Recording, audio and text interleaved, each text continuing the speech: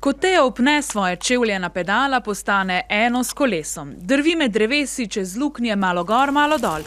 Vsaka pot je primerna za 11-letnika, ki na tej kilometer dolgi kros progi trenira skoraj vsak dan. Pa ta reče, zdaj sprintam tako dolgo, da če data ne reče stop, taj postavim pa se zadiham, kakšne 2-3 minutke, pol pa že spet.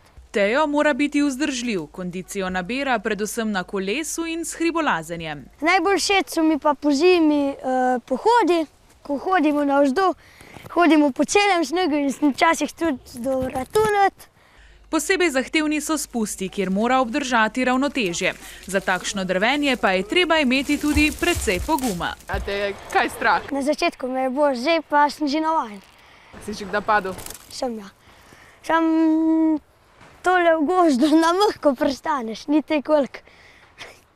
Njegov vzornik je cestni kolesar Lance Armstrong, čeprav sam največje užitke najde na gozdnih poteh. Tule imaš korenine pa skake, tam pa sem po cesti.